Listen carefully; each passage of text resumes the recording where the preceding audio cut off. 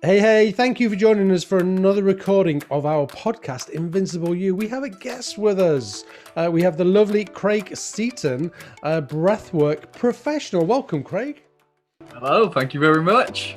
Oh, thank you so much for being here. I was really keen to get you on to do a podcast because for anybody that follows my work, they know that I talk about breathworks and deep breathing all the time. I know the basics, like the absolute minimum basics of breathworks. So I really wanted to talk to somebody that delivers this and works with it all the time. Just for the listeners' kind of understanding, tell people what you do. So, teaching breath work. A lot of people, when you just mention breath work, they say, what do you need to learn about breathing? They've been doing it all their lives, right? You get the classic one, nod along, have a laugh. What the teaching of breath work is how to access the full functionality of breathing. Yeah. So we breathe maybe 20-30% of our capacity, even lower. So imagine like a body that's always stiff and the shoulders hunched, and that's kind of what our lung capacity is like. There's so much more room when you stretch out, when you feel the full force and energy of your body. So that's what we want to do with the lungs, is teaching people how to take these full breaths in. But that's just the start of it. Once we're able to access this full range of breath work, it changes how your system works. Everything moves much more smoother. Your hormonal system flows. Everything works better when we're breathing in a more efficient manner. So what we then do is, once we've done the basic breathing techniques, is you continuously flow in a style of breath with an open mouth, in and out for a prolonged period of time, minimum 20 minutes to an hour or more, constant breath. So there's no pauses. It's just a... So as soon as the breath has left, it comes back in. Yeah. And now what that does is oxygenates the body. So we're cleansing the blood within the system. As I mentioned earlier, you're opening everything out. So your body's being able to function correctly. Your cognitive functions work in a coercive fashion. So your left hemisphere of the brain, the right hemispheres, they start to synchronize up. And now that's the breath doing its thing. But what's also happening is we focus on the breath. So in a meditation, you take your mind out of the equation. And now, because you're doing it for a prolonged period of time, the mind and its conscious doors, the barriers, the fears, the egos, the concerns, the worries, the guilt, etc., that lock up our body. Because the teachings that I follow, with the way that your body is, it's holding in certain emotion. Mm-hmm. So if you've got a niggly right shoulder, the shoulders can link to responsibility, the weight of the world. You can have very tight hips, which can, because it's the center of the body, show locked away in some certain emotion responses. So what the breath does is it closes those conscious doors that are holding those things in place. The beliefs that we have, they disappear. And when they disappear, emotion can then come through. And as you're breathing, you breathe into these sensations, you breathe into the emotions for them to be released. Yeah. And from that, we can start to holistically heal. And there's some incredible things that can happen based off the back of that. What a fantastic description.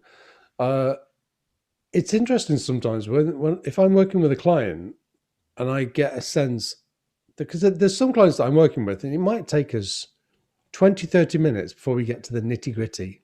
You know what I mean? And it feels like every session they come in and they spend 20 or 30 minutes before we get to the stuff. So now what I've started to do, and just with certain clients, I'll say, do you mind if we start the session with some deep breathing? And we'll just do 2 or 3 minutes of deep breathing, and we just take it down. And in my head, all I'm doing is just taking their energy down and just allowing them to be that little bit more vulnerable, that little bit quicker. Do you know what I mean? And it, honestly, it can be really profound because you're actively pulling the energy down. So allowing more flow. I love the word flow. Do you know what I mean? When we talk about flow in the body and allowing it to flow. That was a brilliant description. I love it. So breathing, I'm gonna try and paraphrase that. Deep breathing to that degree, 20 minutes, just opens up the system and allows the system to flow more, so we get more access, but we are more functional. We get to access some of that stuff that might be locked away. That's the only two things I can pull up at the minute. I'm on the right track there. Yeah, definitely. And there's different styles of breathing to get different results. What interests me is the healing aspect of the unconscious realm by going, deeper, longer breaths, also the altered states of consciousness, but as well as just cleansing your body. You know, you Yeah. can do pranayama in the morning, alternate nostril breathing, breathe in one, breathe out the other, breathe in 5 minutes, you know, before the morning or bed. It helps remove emotional residue that we've collected through the day, Right. anything that we're harboring inside. And just by breathing deeply, if you spent, another one is just to do 20 or 30 consecutive open mouth breaths. Yeah. And that alone, it can just change the flow of the mind. The breath, body, and mind always connected, intrinsically connected the whole time. So with that one, you're going to go in and out through the mouth. Wow. And just like 20 or 30. Yeah. You can just a nice one is you do one round of that, see how you feel. 3 rounds a day, it'll take less than 5 minutes. Just 20 breaths, rest, do 2 more sets. It's incredible the clarity of mind it gets. Yeah. One of the reasons that I talk about it often with people is because for me it's like really simple. And I sometimes work with this, what I call a gold standard. And the gold standard is I want people to deep breathe for like 2 or 3 minutes every hour as a matter of course. So I don't know, we get up and we go and wait for the kettle to boil, deep breathe. We go to the toilet, deep breathe. We go in the shower, deep breathe. I want people to I try to encourage people to integrate it into their world. So to wake up in the morning, for example, and I say, wake up in the morning, sit, put your feet on the floor, deep breathe. Get up, go in the shower, deep breathe. Get out of the shower, deep breathe. Before you've walked downstairs, you've done like four sets. And these are only 2 or 3 minutes. And people go, I haven't got time. And I'm like, yes, you have. You absolutely have. How much time do you spend on Facebook or Instagram? You have you have got time to deep breathe. So it's just powerful, isn't it? It's a powerful tool that is with us all the time. Something's just popped into my head. Have you seen the whistle that's for sale on? No, it's not a whistle. It's not a whistle. That's an unfair description. The little, I think it was invented by monks somewhere, and it's something you breathe into. Have you seen it? No, I haven't. It sounds interesting. What does it do? Because it's always on my Instagram, because it clearly knew that I was interested in it. So what you do with it is I think you breathe in normally, but then you have to breathe out through this little, it's a really cute little kind of implement that you wear around your neck all the time. It's like maybe it's a piece of costume jewelry, I don't know. But the idea is, as I've read into it, is as you breathe out through this, it controls the breath as it comes through. Because we do that thing with deep breathing where when we breathe out, sometimes we purse our lips. But we blow hard, don't we? So they've invented this little implement. It costs like 60 quid. I was like, there's a lot of money that for a little piece of metal that is. If I see it, I'll send it to you on Instagram. But I'm sure that I read about a breathing out through pursed lips hard. Does that reset the mind as well? There's different techniques. It's interesting. There's a device for it, but through, the way to breathe, you got Western, breath techniques, deep sea diving techniques, yogic style of breathing, shamanic style of breathing, all different things to access different parts. And there's a few different ones in yogic technology that changes the temperature of the body. So if you're breathing, if you say you were hot, for example, you would curl the tongue round, so making like a U shape, and you'd suck the air in. So you can breathe it in that way, which will cool your whole system down. You spend a few minutes doing it. And there's one that is really useful for working on anger, where you grit your teeth, you take a breath in through the nose, deep breath, slow and long, and the teeth are gritted, and you just hiss it out. Things that we do naturally, but we ignore. And they if you follow them through and look at why we do these things, the answers are always there. Why do people say when you're stressed out, take a breath? It's so simple. We take a breath because it changes the chemistry within the body. And it's so undervalued, I think, until you get the grasp of what it actually can do for us. It's definitely undervalued. I sometimes hear people sigh, and I hear people say, when we sigh, we kind of go, oh. And I look at that and go, is that some sort of natural deep breath that's happening there? Because the body's going, take a sigh. And you look at it and go, that's fascinating. Yeah, completely. It is. And it's a stress release mechanism. If somebody sighs, it's a good thing. They're letting go of something. And you probably see it in conversation as well with counseling, as you talk to people and the body starts to shift. And then if you settle with something and they just, we've let go. we've released. So that's pretty much what we're doing in deep breathing sessions, release after release after release, to take us. That's incredible. Oops. Sorry, dropped my water.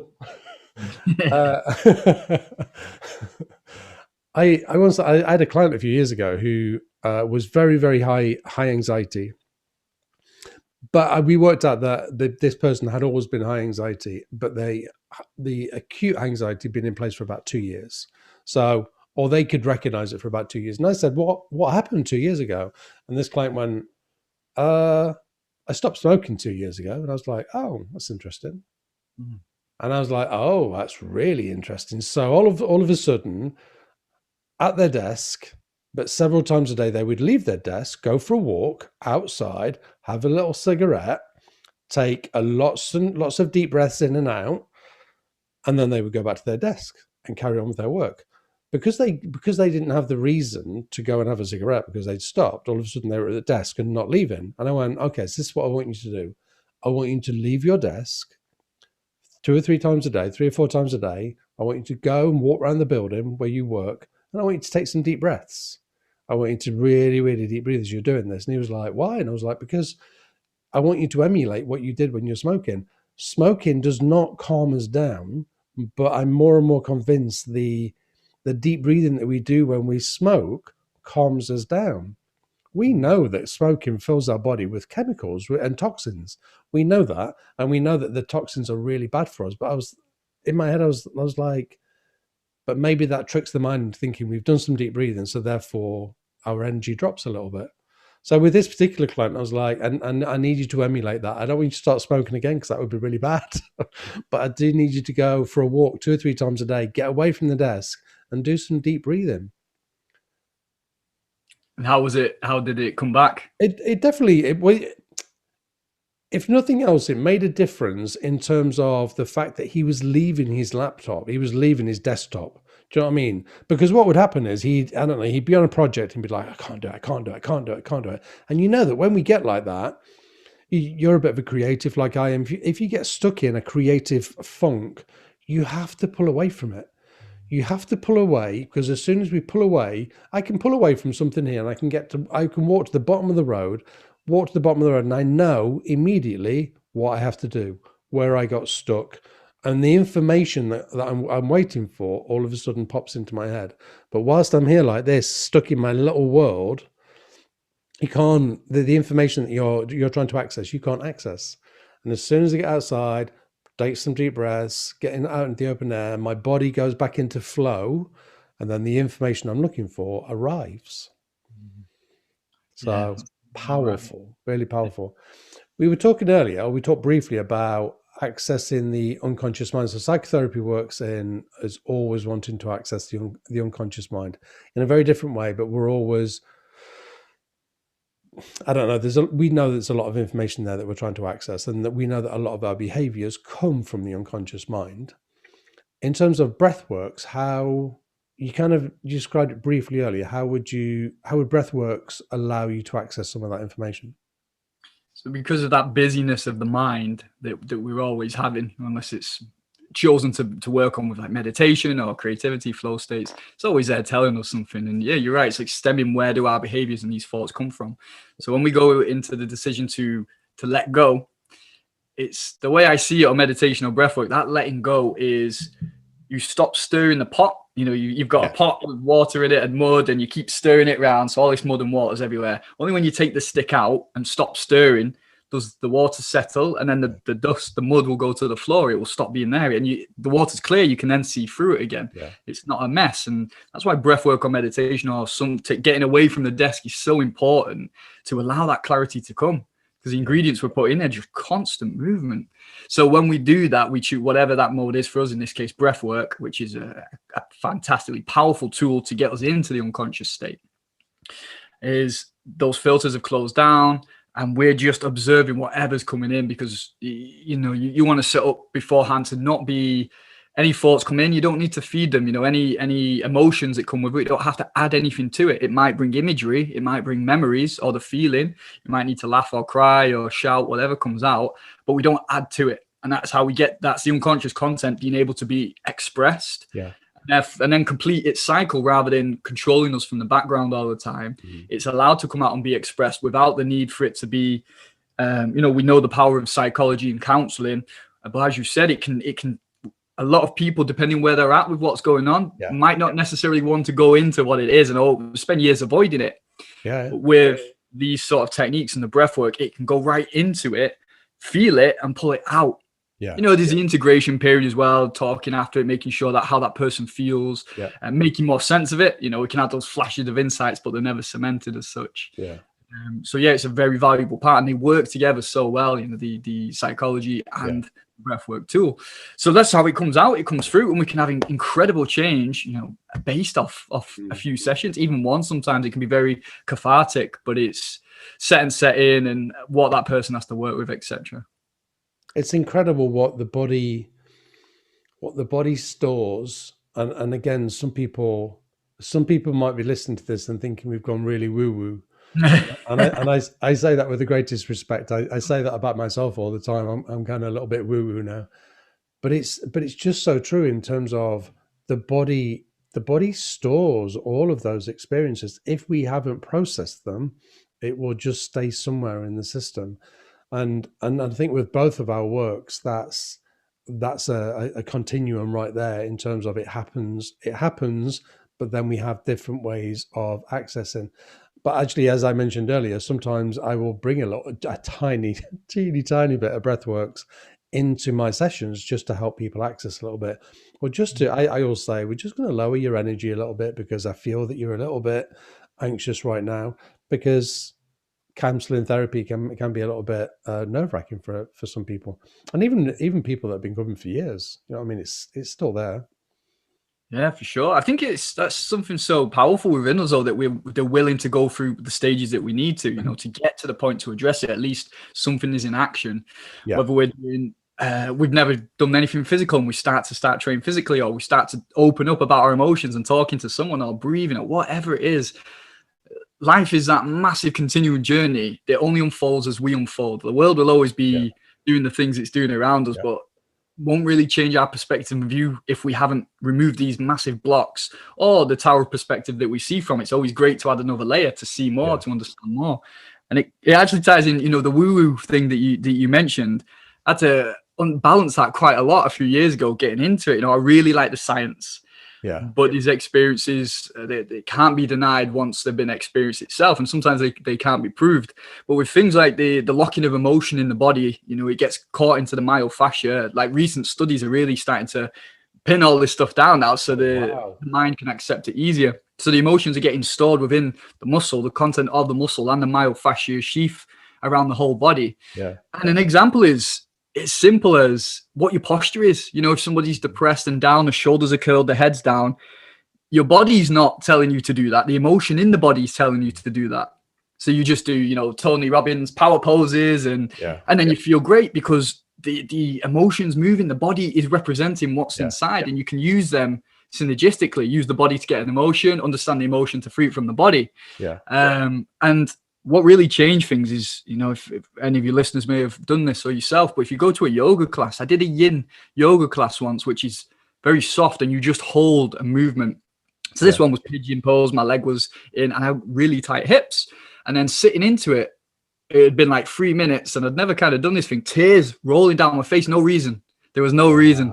And it was just because the emotions lodged in there. And again, this skepticism, but once you've had your own experiences, you've got to ride the train. Otherwise, we're just going to stay behind.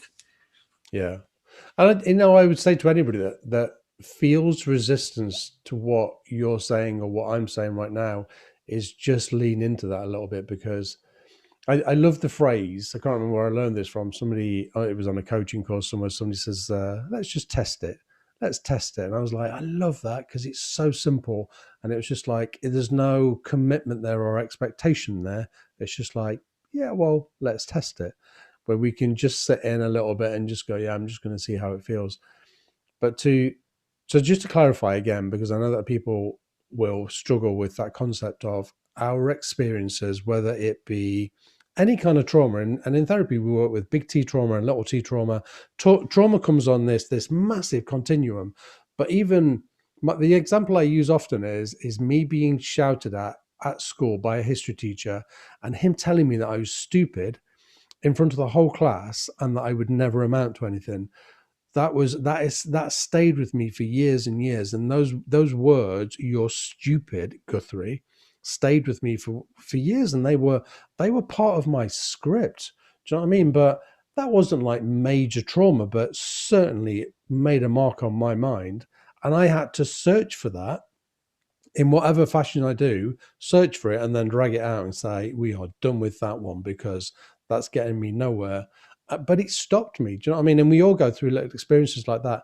A primary carer that might call you stupid, or a primary carer that, I don't know, that might just call you out for anything. But then there's the big trauma that really gets stuck and can really, really affect us moving forward. It definitely does get stuck in our system, doesn't it?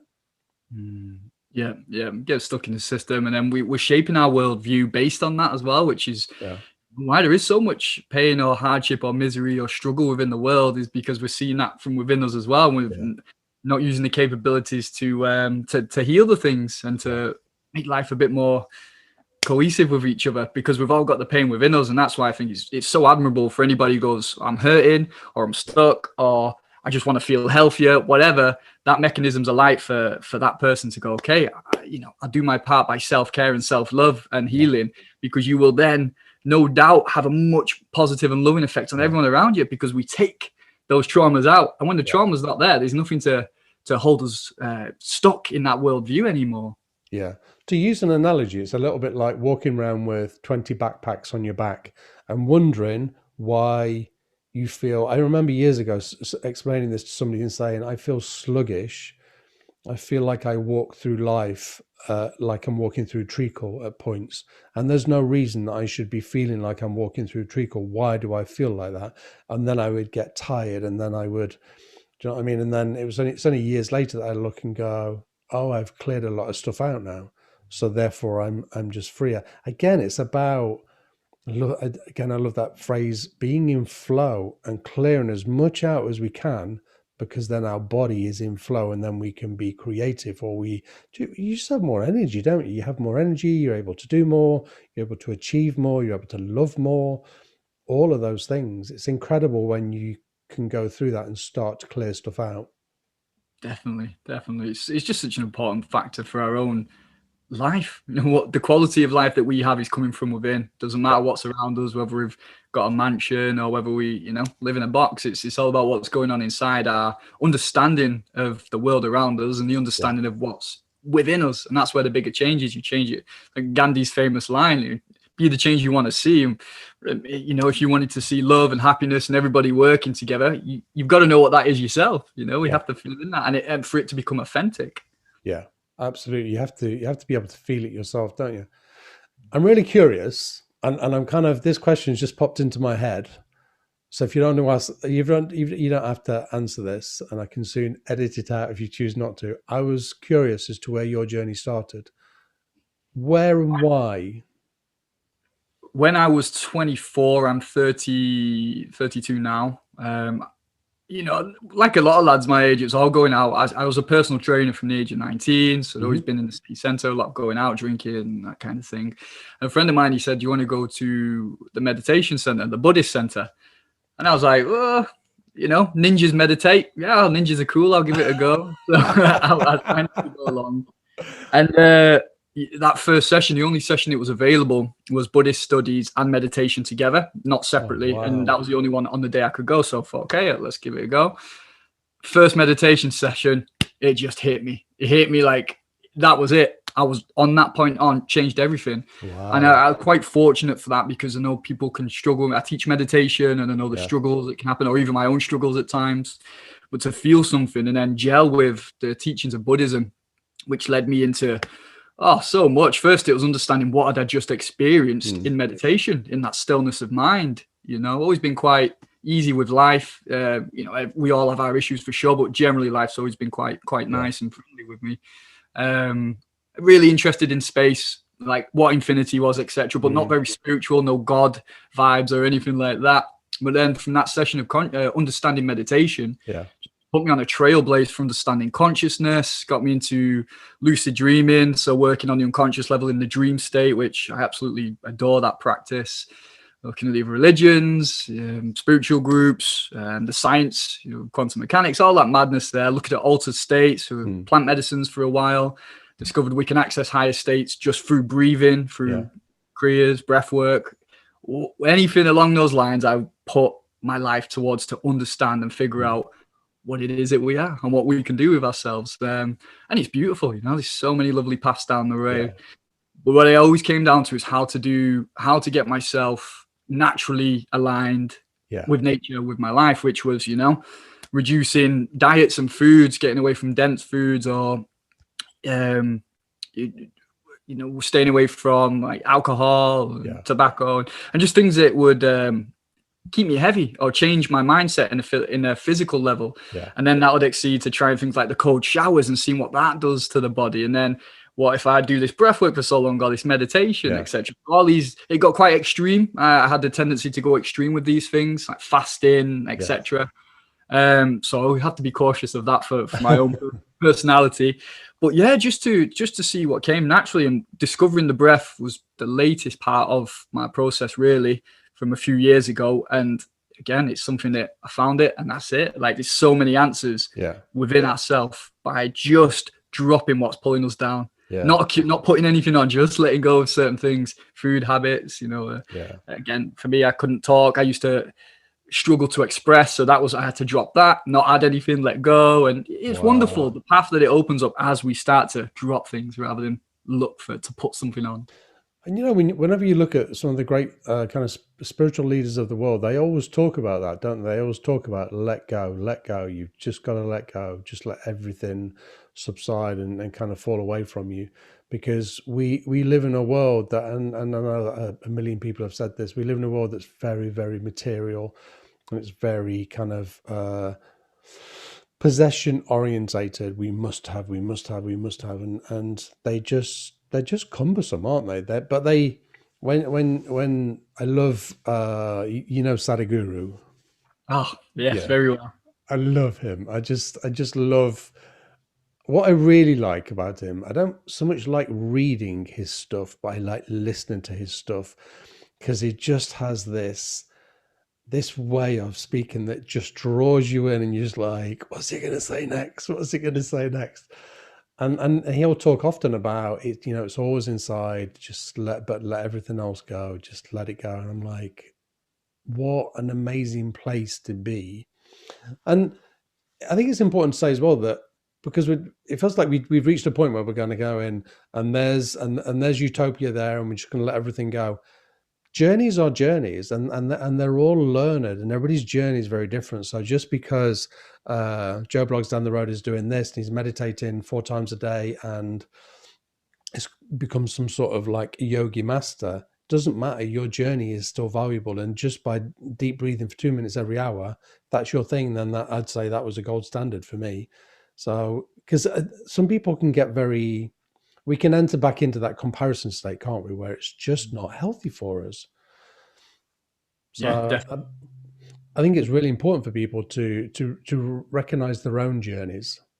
Yeah, and that's such a beautiful part as well, that it is your own journey. When I came to have that recognition, because that was a big thing for me as well. And there's a lot of trauma, I imagine, for many of us, is have to fit this certain type that our parents told us was school, like you mentioned before, all these other conditionings. It says this is what your journey is supposed to be.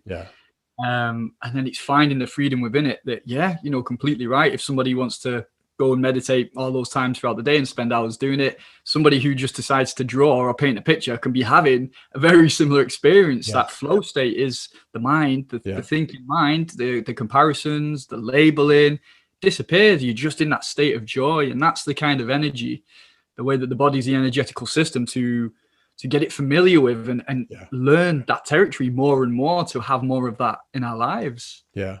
Everybody's journey be so different, and that's what's beautiful about it, right? If we're all the same, or we're all in the mountains meditating, or where's the variety in life? Like, why would this creation create the same thing for everybody to be the same? What's the population of us now? Is it 9 billion? Is it? Far too many for my liking. We can't all be the same. What would be the point? You know, it's however many people there are. That's the beauty. Everything's different. Everybody's special in that way. Everything's different, and although we may be born similar, and I say that in with caution, because even then you have like epigenetics and you have genetics and all of that. So even though, you know, we say that babies are born very, very innocent, there's still little bits in there. But then everybody's journey is so individual. From every word that is said to a child, do you know what I mean? Because we can't replicate it word by word, and actually one word said in the wrong way to a child could have a profound effect on that child for the rest of their life. So literally we're looking word by word. So when I work with people in here, you see themes. Obviously you see themes and you see commonalities, but I can never go in with the same pattern of, okay, so we're going to do this, because you can't, because you don't know what's going to work. So in terms of being a practitioner, it's about looking at stuff and going, don't quite know where I'm going to go with this. What sense do I get from them in terms of where I should go?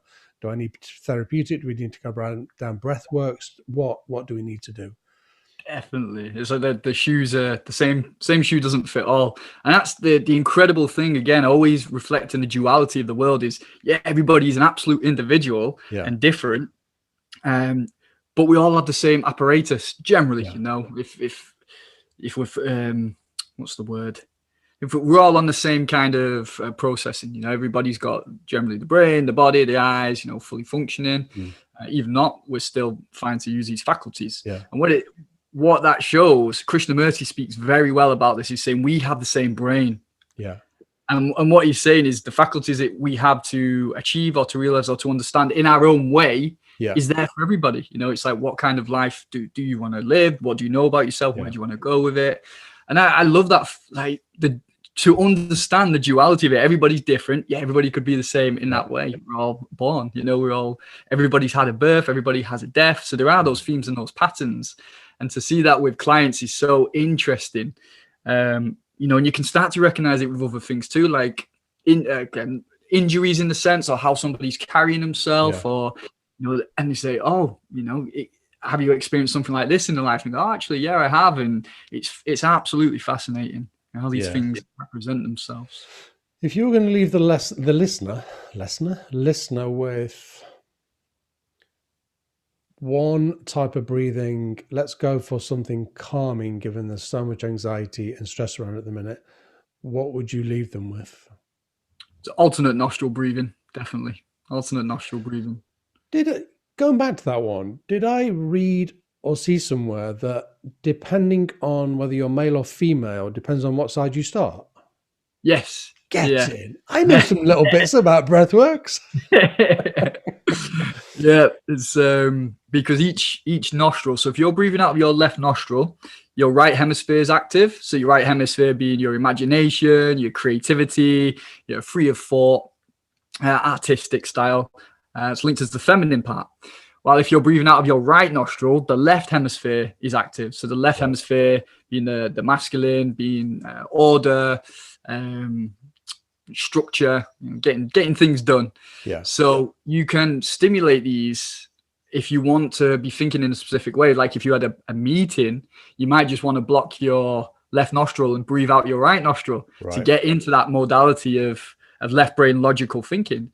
Or if you're in that slump and you need your artistic mind to come out, or you just want to have a bit of fun and play, block the right nose and you exhale through in and out through the left side. And that will start a few minutes, you know, 5 minutes or so will start to light that part of the brain up. It also corresponds in the yogic sciences with these nadis or pathway channels, like in Chinese, what's the word, that Chinese medicine? It's not acupressure, but the Chinese medicines, you know, different energetical channels that run through the body, also stimulated by the breath. So there's so many ways to use it, but just a general block in one nostril.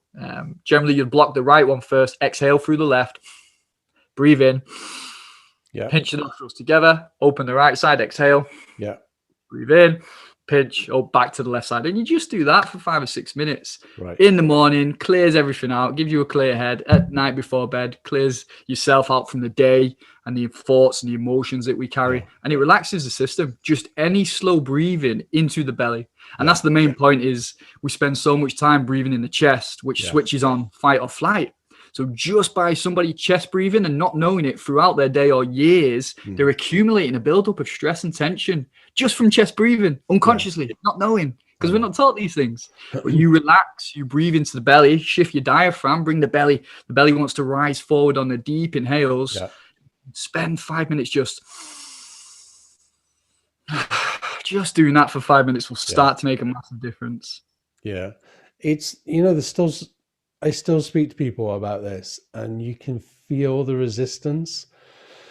And I don't get frustrated at the resistance, but I'm like, test it. Just test it. But please don't dismiss it. Just test it. And then I ask them to go away and do their own research. If somebody wanted, do you have stuff online that people could access if they wanted to learn that breathing technique there? Do you have stuff that people could access? On my Instagram account is where that's where I stay up to date, really. I don't really use the website. And your Instagram account is? It's Craig _ Seaton 02. I had to think about that one. Yeah, Craig really when this goes out, I'll make sure that you're tagged in that and people can find you through there. Thank you. There's some videos on YouTube there to follow through.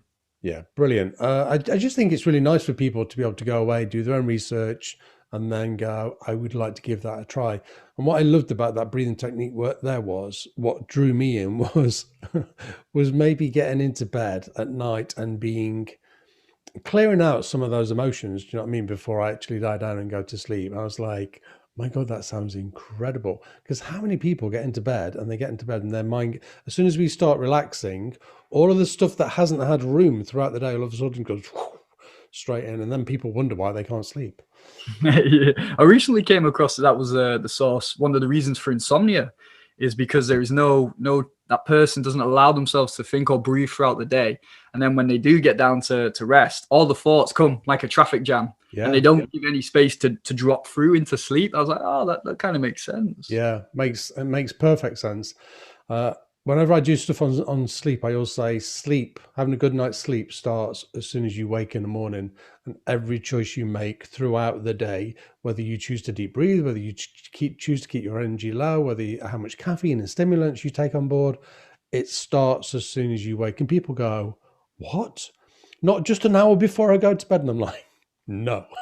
It starts when you wake up. That's brilliant. It's a good line. Craig, thank you for that. That was brilliant. I feel like we could talk for hours and hours, but I'm really hoping that will give people a real interest and thirst for breathworks, and because I'm really passionate about it, and I've done no learning on it or teaching on it, but it's still an area of life that fascinates me, and just keeping it simple with some deep breaths. I just love that part, because it's ours, isn't it? It's ours all the time. It's just here, it's within us. Yeah, the depth of where it goes. Again, doing a lot of study into the spiritual traditions around the world, or health practitioners of holistic health, and seeing how the breath, whatever it's called in whatever country, it's always so vital, so powerful. It's the thing that we have from birth, first thing out the womb, and the last thing before we die, and to establish a relationship with the breath. As loose as it can sound, it transformed my life. Literally changed everything for me when I discovered what it can do. Simplest thing is, just do 30 deep breaths, or 20 if you want, and just see what it does for you. Slow, relax, no rushing, and feel. And this is how we could be breathing all the time, rather than the stress-based chest breathing and living. Absolutely. I really hope that people hear this and take some of that on board and begin to transform their world. Thank you so much for being here, and thank you so much for taking a part in this podcast. Oh, thank you for the invitation. It's been a pleasure talking to you, Kevin. It's been great. So that's it. Another recording of Invincible You over. Don't forget, if we're not recording stuff or areas that you want us to record, then please let us know, and we will do our damnedest to cover subjects that you want to cover. These podcasts are all about personal growth, personal journeys. We want you to be the best possible version of who you are. Till next time, please take care. Peace and love to everybody. Take care.